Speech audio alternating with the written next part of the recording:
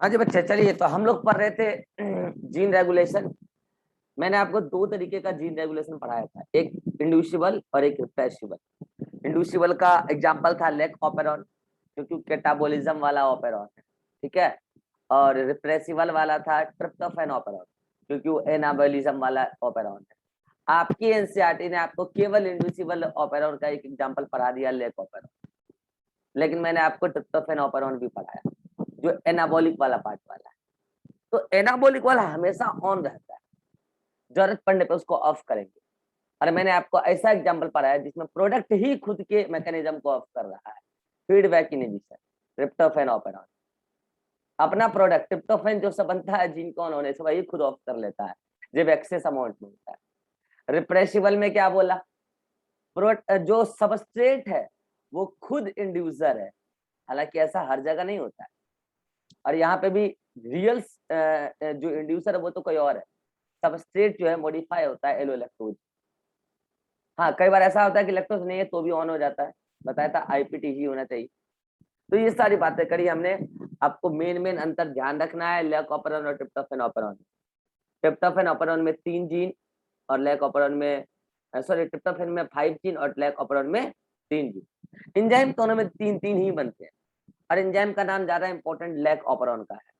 Beta galactosidase, परमिएस और trans एसिटिलेज, तीनों का नाम इंपॉर्टेंट है और काम भी खूब पूछा जाता है एग्जाम में, ठीक है। चलिए, तो अब हम बढ़ते हैं आगे इसी सिलसिले में।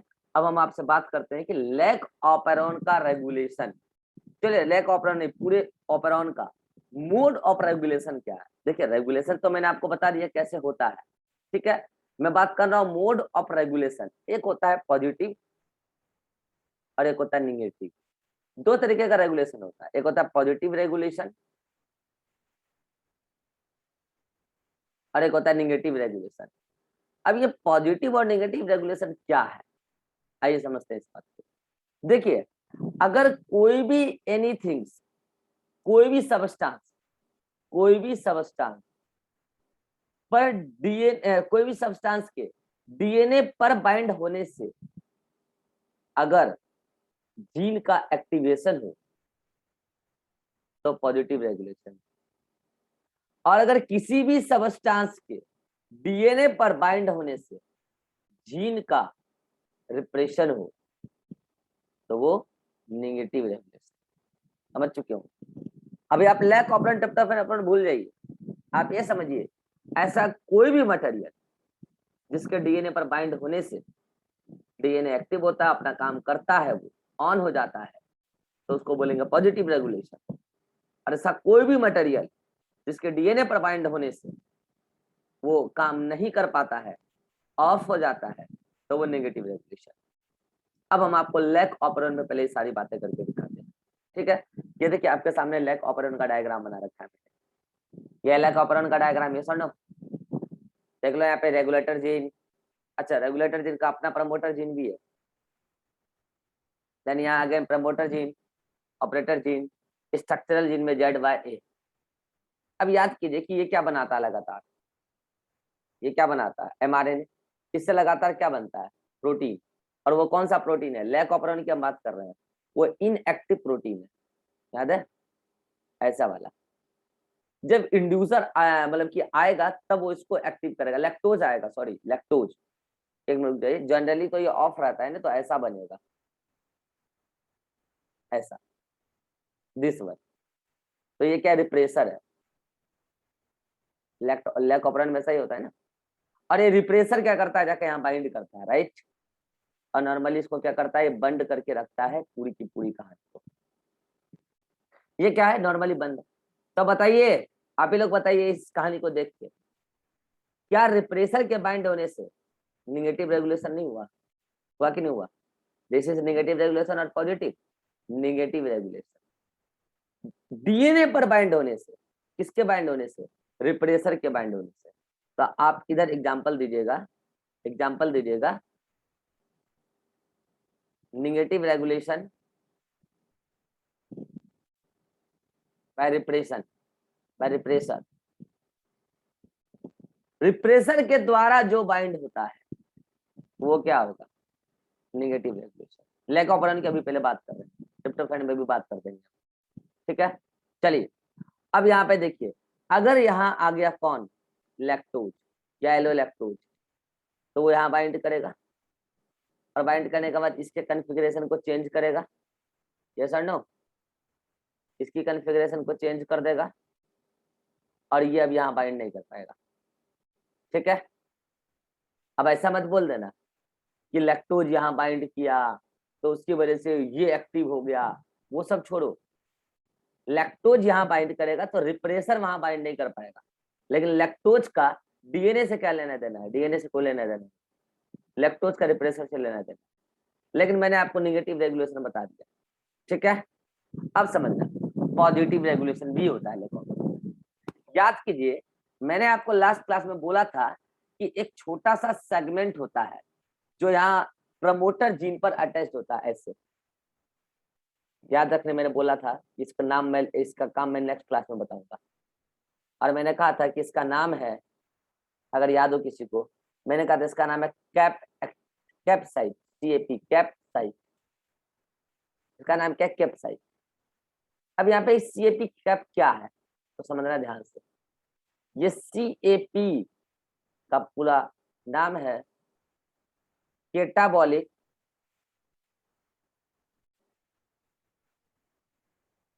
Activator protein, activator protein.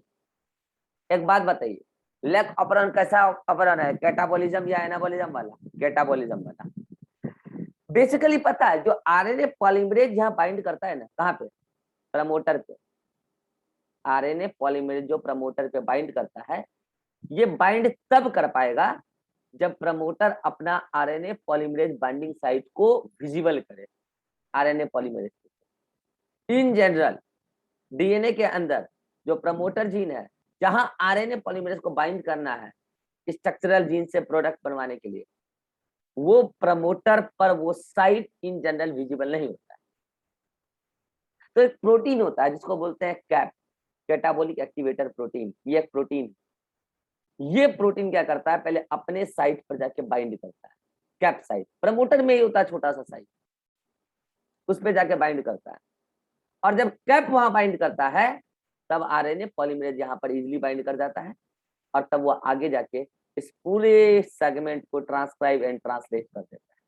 तो आप ही लोग बताइए, कैप साइट के द्वारा, मतलब कैप प्रोटीन के द्वारा जो यहाँ पर अभी मैंने आपको रेगुलेशन बताया, ये पॉजिटिव है या नेगेटिव, बताइए आप ही लोग, बताओ सभी लोग। कैप ने डीएनए पर बाइंड किया है और कैप के डीएनए के बाइंड होने की वजह से बताओ पॉजिटिव हुआ कि नेगेटिव, सभी लोग बोलो पॉजिटिव। तो आप इधर एग्जांपल लिखेंगे, positive regulation by what, positive regulation bye cap, catabolic activator protein. अब देखिए आपकी एनसीईआरटी ने क्या किया, लैक ऑपरेंट के लास्ट में 2 लाइन लिख दिया, लैक ऑपरेंट का पॉजिटिव और नेगेटिव रेगुलेशन भी होता है, और negative regulation you have studied in detail and positive regulation is beyond of your level. अभी आपके लेवल पर पॉजिटिव रेगुलेशन नहीं पढ़ाया जाता है। मैं भी ज्यादा नहीं बोलूंगा इसके बारे में, लेकिन थोड़ी सी चर्चा करूंगा इसके बारे में। एक तो क्या कि पॉजिटिव रेगुलेशन के लिए जिम्मेवार कौन है, कैप। ये बातें मैं लैक ऑपरेंट की कर रहा हूँ, ट्रिप्टोफैन की नहीं कर रहा हूँ। और हर ऑपरेंट का अपना अलग अलग पॉजिटिव निगेटिव होता है, कोई केवल पॉजिटिव शो करता है, कोई केवल निगेटिव शो करता है, कोई दोनों शो करता है।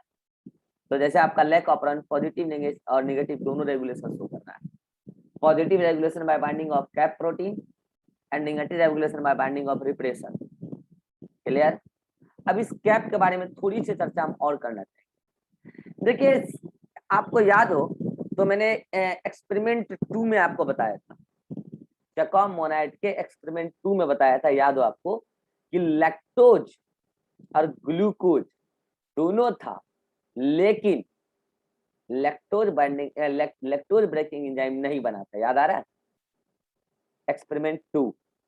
तो आपके मन में ऐसा ख्याल नहीं आया कि सर जब लैक्टोज था ही तो लैक्टोज तो रिप्रेसर पे जाके बाइंड तो किया ही होगा, बिल्कुल सही बात है, यस और नो, मन में डाउट आया। अब सर लैक्टोज जब मीडियम में था तो लैक्टोज तो उस पर्टिकुलर इसके साथ वो एक्ट इंड्यूसर की तरह रिप्रेसर के साथ जाके बाइंड किया ही होगा लैक्टोज, तो रिप्रेसर तो वहां से हट ही गया होगा, तो फिर दिक्कत क्या है, ट्रांसक्रिप्शन तो हो जाना चाहिए था। बोलो अब डाउट आया मन में? एक्सपेरिमेंट 2 याद करो, लैक्टोज ग्लूकोज दोनों था, लेकिन लैक्टोज ब्रेकिंग एंजाइम नहीं मिला इनिशियली, बाद में मिला जब ग्लूकोज खत्म हुआ। तो स्टार्टिंग में तो लैक्टोज था ही, दिक्कत क्या था, लैक्टोज तो खुद इंड्यूसर है। तो समझिएगा, केवल लैक्टोज के होने से लैक ऑपरॉन नहीं चलता है। एक प्रोटीन होता है जिसका नाम है कैटाबोलिक एक्टिवेटर प्रोटीन, और मैं आपको बताऊं, ये कैटाबोलिक एक्टिवेटर प्रोटीन सेल के अंदर डिपेंड करता है कि कितना ज्यादा साइक्लिक एएमपी होता है, सीएमपी, जैसे एटीपी होता है वैसे ही एक होता है एएमपी, और एएमपी का साइक्लिक स्ट्रक्चर कहलाता है साइक्लिक एएमपी, सीएमपी। जितना ज्यादा होगा साइक्लिक एएमपी उतना ज्यादा होगा सीएमपी। साइक्लिक एएमपी के प्रेजेंस में ही बनता है कैटाबोलिक एक्टिवेटर प्रोटीन, इन दोनों का डायरेक्ट रिलेशन है। अच्छा, एक और आपको मैं रिलेशन बताता हूँ जो आपके लेवल पर एक्सप्लेनेशन नहीं है इसका, आप हायर क्लास में पढ़ोगे। सेल के अंदर जितना ज्यादा साइक्लिक एएमपी होगा उतना कम ग्लूकोज होगा, उतना कम ग्लूकोज होगा, ये बात जान लीजिएगा। इसका मतलब अगर सेल में, सुनेगा सभी लोग, इसका मतलब अगर सेल में ग्लूकोज ज्यादा है तो बताइए साइक्लिक एएमपी कम, कैटाबोलिक एक्टिवेटर प्रोटीन कम, और अगर कैटाबोलिक एक्टिवेटर प्रोटीन कम होगा तो वो कैप साइट पे बाइंड नहीं कर पाएगा, और अगर वो कैप साइट पे बाइंड नहीं कर पाएगा तो लैक्टोज के रहने से भी क्या होने वाला है, कुछ नहीं होगा। भले ही लैक्टोज यहाँ से ऑपरेटर जीन के स्विच को ऑन कर दे, लेकिन जब आरएनए पॉलीमरेज बाइंड ही नहीं करेगा तो ओवरऑल ऑपरेशन तो ऑफ ही रहेगा। कितने लोगों को समझ में आ गया बात? कितने लोगों को समझ में आ गया? फिर से रिपीट कर देता हूँ। देखो, ये जो कैटाबोलिक एक्टिवेटर प्रोटीन है जिसकी चर्चा मैं अभी कर रहा हूँ पॉजिटिव रेगुलेशन में, ये सेल के अंदर साइक्लिक एएमपी के कंसेंट्रेशन पर डिपेंड करता है। अगर साइक्लिक एएमपी ज्यादा होगा तो कैटाबोलिक एक्टिवेटर प्रोटीन ज्यादा, और साइक्लिक एएमपी कम होगा तो कैटाबोलिक एक्टिवेटर प्रोटीन कम होगा। और एक फैक्ट और है कि जितना ज्यादा साइक्लिक एएमपी उतना कम ग्लूकोज, या फिर जितना ज्यादा ग्लूकोज उतना कम साइक्लिक एएमपी। तो एक्सपेरिमेंट 2 याद कीजिए, जब ग्लूकोज ज्यादा था, लैक्टोज भी था लेकिन ग्लूकोज भी था सेल में, तो ग्लूकोज रहने से साइक्लिक एएमपी कम होगा, और साइक्लिक एएमपी कम होगा तो कैटाबोलिक एक्टिवेटर प्रोटीन कम होगा, और कैटाबोलिक एक्टिवेटर प्रोटीन कम होगा तो लैक्टोज के रहने के बावजूद भी पूरा ऑपरेशन ऑन नहीं पाएगा। यह है आपका पॉजिटिव रेगुलेशन, यानी कि अगर कैप रहा तो वो बाइंड करेगा, और वो बाइंड करेगा तो मैकेनिज्म ऑन होगा, यानी कि ऑपरेशन ऑन होगा। तो कैप वाला तो क्या हो गया, पॉजिटिव रेगुलेशन। बोले जी, लैक ऑपरेशन का मैंने आपको पॉजिटिव और नेगेटिव दोनों ही रेगुलेशन बता दिया, क्लियर? अब आपकी एनसीईआरटी ने एक सवाल पूछा, आपकी एनसीईआरटी ने एक नहीं दो सवाल पूछा है। What is the favourable condition for lac operation? Lac operation के लिए फेवरेबल कंडीशन क्या है कि वो ऑन रहे। चलिए सभी लोग आंसर दीजिए, ग्लूकोज और लैक्टोज कंसेंट्रेशन के मैनर में, कि ग्लूकोज ज्यादा या कम और लैक्टोज ज्यादा या कम, सभी लोग आंसर दीजिए।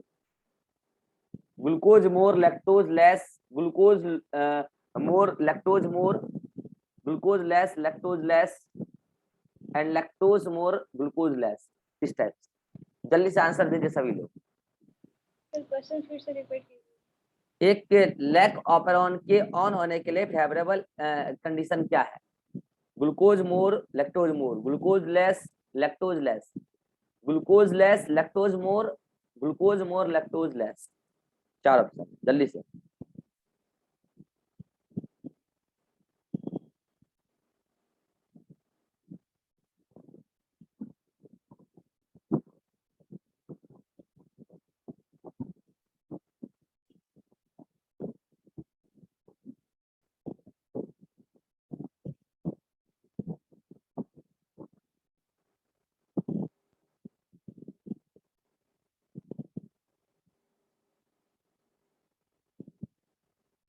रिभा केवल लैक्टोज मोर बोलने से काम नहीं चलेगा, वो भी लैक्टोज मोर बोल रही है।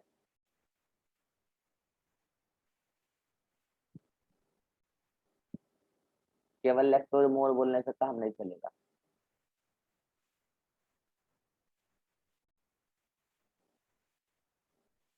चलिए, सभी का जवाब गलत है और एक का जवाब इनकम्प्लीट है। आंसर इज, अगर आपको लैक ऑपरॉन ऑन रखना है तो ग्लूकोज कम होना चाहिए और लैक्टोज ज्यादा होना चाहिए।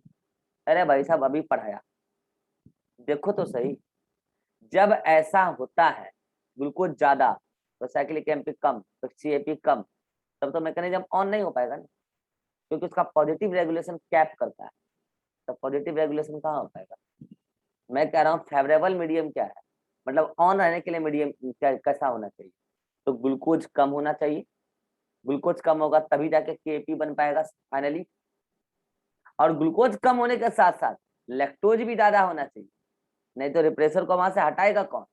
This is the favourable condition for the on off lac operon. अब सभी को समझ में आया, हक रख कीजिए। अरे सभी को समझ में आया।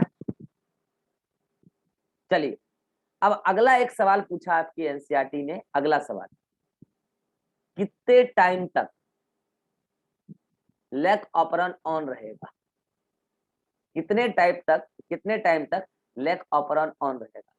बेसिकली आपको यहाँ पे टाइम नहीं बताना है, ड्यूरेशन नहीं बताना है, मतलब समय नहीं बताना है। तो फिर बताना क्या भाई, बताना है किस पर्टिकुलर कंडीशन तक लैक ऑपरन ऑन रहेगा। तो आंसर है, जब तक ये चीजें मेंटेन रहेगी, ग्लूकोज कम लैक्टोज ज्यादा, तब तक लैक ऑपरन ऑन रहेगा। यही उसका आंसर है। टाइम आपसे नहीं पूछा जा रहा है, बेसिकली वो आपसे पूछ रहा है फेवरेबल कंडीशन क्या है, यही पूछ रहा है वो। ठीक है, तो आपको बोलना है कि टाइम मतलब जब तक ग्लूकोज कम और लैक्टोज ज्यादा रहेगा मीडियम में, तो वही मीडियम में जो होगा वही सेल के अंदर भी होगा कहानी, तो तब तक लैक ऑपरन ऑन रहेगा। ये दोनों का जवाब मैंने आपको दे दिया। ठीक है, चलिए अब हम बात करते हैं आपसे ट्रिप्टोफैन ऑपरॉन की। लैक ऑपरॉन में मैंने जो भी बताया रेगुलेशन में, मैं आपको एक बार एनसीईआरटी से दिखा देता हूँ, सॉरी नोट्स से। क्या हो रहा है भैया, नोट्स से मैं आपको दिखा दे रहा हूँ सारा मैटर।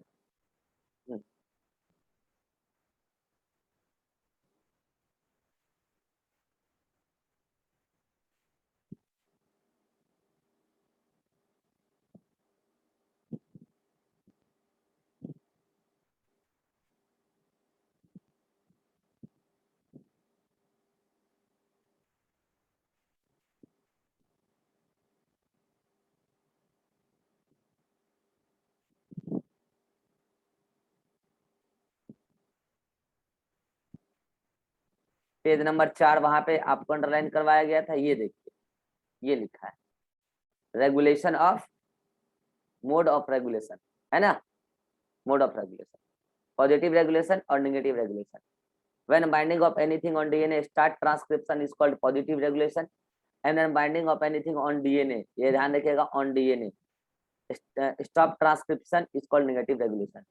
इसका एग्जांपल रिप्रेशन है और इसका एग्जांपल कैप है। कैप का कंसंट्रेशन सीएमपी के, साइक्लिक एमपी के डायरेक्टली प्रोपोर्शनल होता है और ग्लूकोज के इनवर्सली प्रोपोर्शनल होता है। To start lac operon ideal condition should be high lactose and low glucose, ये अभी बताया मैंने आपको। ठीक है, ये था आपका mode of regulation in lac operon. अब हम थोड़ा सा mode of regulation in tryptophan operon भी बात आपसे कर लेते हैं। देखिए, ये आपके सामने ट्रिप्टोफैन ऑपरॉन मैंने आपको जो बताया था, पढ़ाया था, ये रहा ट्रिप्टोफैन ऑपरॉन। आपको याद हो ट्रिप्टोफैन ऑपरॉन नॉर्मली ऑन रहता है, और ट्रिप्टोफैन को जब ऑफ करना होता है ट्रिप्टोफैन ऑपरॉन को, तो क्या होता है, ये पर्टिकुलर, ध्यान दीजिएगा, ये पर्टिकुलर इनएक्टिव एपोरिप्रेशर के साथ ट्रिप्टोफैन जब बाइंड करता है, ट्रिप्टोफैन को रिप्रेशर है, एक मिनट, हाँ ठीक है, ट्रिप्टोफैन जो को रिप्रेशर है, जब इसके साथ बाइंड करता है एपोरिप्रेशर, ये रहा, इसके साथ जब बाइंड करता है तो ये फाइनली क्या हो जाता है, एक्टिव हो जाता है, मतलब अपना काम करने के लिए तैयार होता है, रिप्रेस करने के लिए तैयार हो जाता है, और वो जाके बाइंड करता है। और उसके बाइंड करने से क्या होता है, ट्रांसक्रिप्शन रुक जाता है। मतलब ट्रिप्टोफैन ऑपरेरॉन में ओनली आपको निगेटिव रेगुलेशन देखने को मिलेगा, क्योंकि याद हो मैंने आपको कहा था कि वो कैप साइट केवल लैक ऑपरेरॉन में होता है, वो ट्रिप्टोफैन ऑपरेरॉन में नहीं होता। तो जहां पे कैप साइट है, या फिर कैप के बदले और भी ऐसा कोई साइट हो सकता है जो पॉजिटिव रेगुलेशन शो करता होगा। मैं तो आपको एक दो ही ऑपरेरॉन पढ़ाया हूं ना, बहुत ऑपरेरॉन है दुनिया में। तो भाई साहब इस ट्रिप्टोफैन ऑपरेरॉन में ऐसा कोई कैप साइट नहीं है, और ऐसा कोई साइट नहीं है जिसके बाइंड होने से आरएनए पॉलीमरेज के बाइंडिंग डिपेंड करे, नहीं, यहाँ आरएनए पॉलीमरेज डायरेक्ट बाइंड कर जाता है। तो फिर यहाँ पे निगेटिव रेगुलेशन तो होगा ही ना, होगा, क्योंकि रिप्रेसर तो बनता है ना। एपो रिप्रेसर के साथ जब ट्रिप्टोफैन बाइंड होगा तो वो एक्टिव रिप्रेसर बनेगा, और उसके बाइंड होने से डीएनए कैसा शो करेगा, मतलब ऑपरेरॉन कैसा शो करेगा, ऑफ मैकेनिज्म शो करेगा। क्या ट्रिप्टोफैन का ऑफ मैकेनिज्म सभी को समझ में आ गया? जल्दी बोलिए। चलिए इतना जल्दी से आप देख लीजिए, फिर हम मिलते हैं आपसे अगले मीटिंग में।